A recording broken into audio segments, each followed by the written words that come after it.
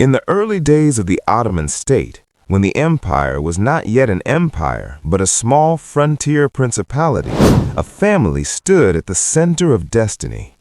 At its head was Osman I, the founder of a dynasty that would one day rule across 3 continents.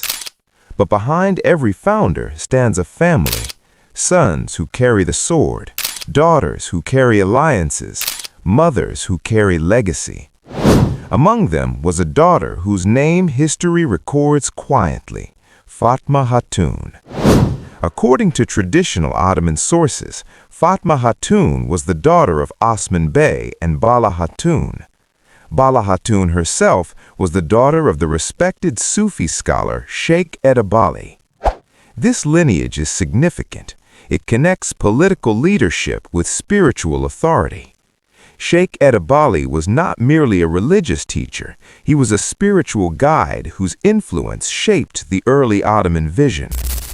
Ottoman chroniclers, such as those written by Ashik Pashazadeh and Neshri, describe the deep respect Osman Bey had for Sheikh Edebali.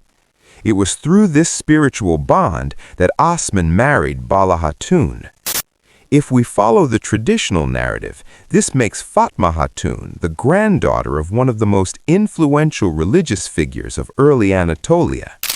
She was born into a world of transformation. In the late 13th century, Anatolia was divided into small Turkic principalities known as beyliks. The Byzantine Empire still controlled nearby territories. Tribal alliances shifted constantly. Raids and border conflicts were part of daily life. Fatma Hatun grew up in this frontier environment, a world of tents, fortresses, scholars, warriors, and dervishes. She would have been raised with strong Islamic teachings, tribal customs, and awareness of political realities. Being the daughter of a bey was not a passive position. Daughters were essential to diplomacy and alliance building.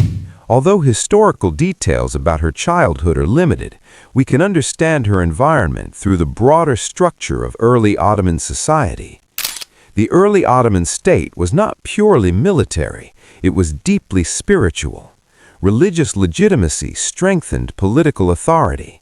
The connection to Sheikh Edebali provided Osman Bey with moral credibility among Turkic tribes.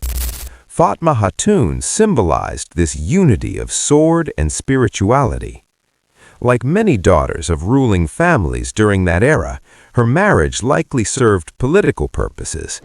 Medieval Anatolian politics relied heavily on strategic marriages to secure loyalty and prevent conflict. Through marriage, alliances were sealed. Through daughters, peace could be maintained. While records do not provide detailed information about her husband, historians agree that daughters of frontier rulers were key tools in diplomacy. This does not mean they lacked agency.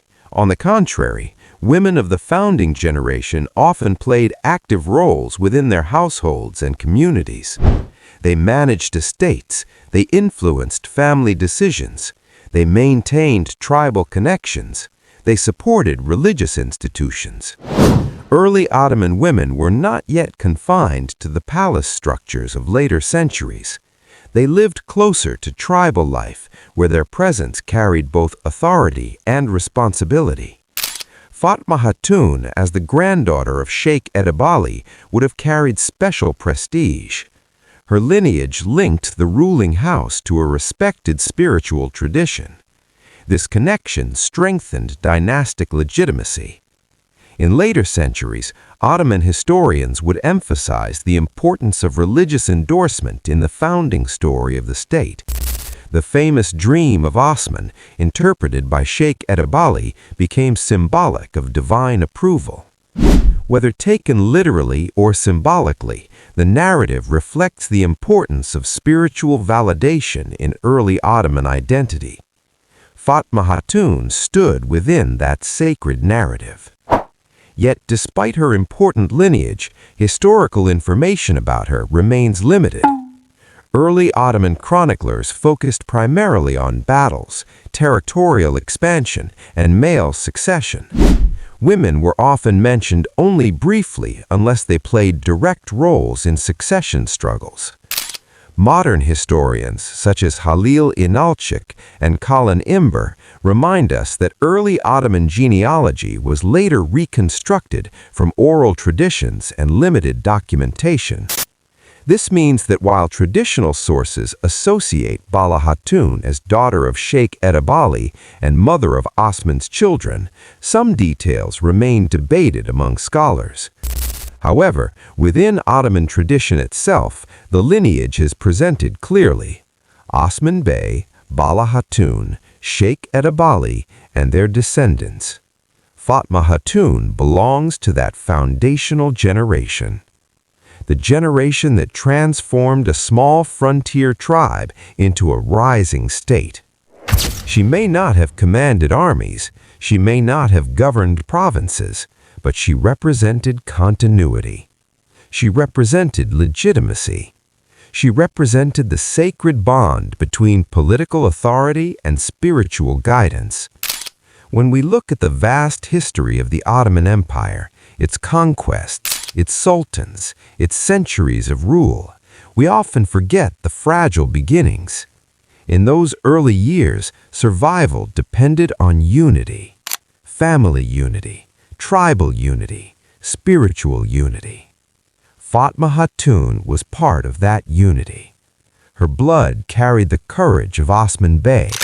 Her upbringing carried the wisdom associated with Sheikh Edebali. Her presence strengthened the web of alliances that allowed the early Ottoman state to endure. History remembers conquerors loudly, but empires are not built by conquerors alone.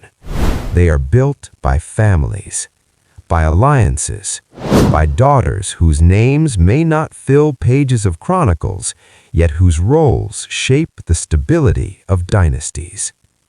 Fatma Hatun remains one of those quiet pillars of the Ottoman foundation, a daughter of Osman Bey, a granddaughter of Sheikh Edebali, a reflection of the spiritual and political roots from which an empire would rise.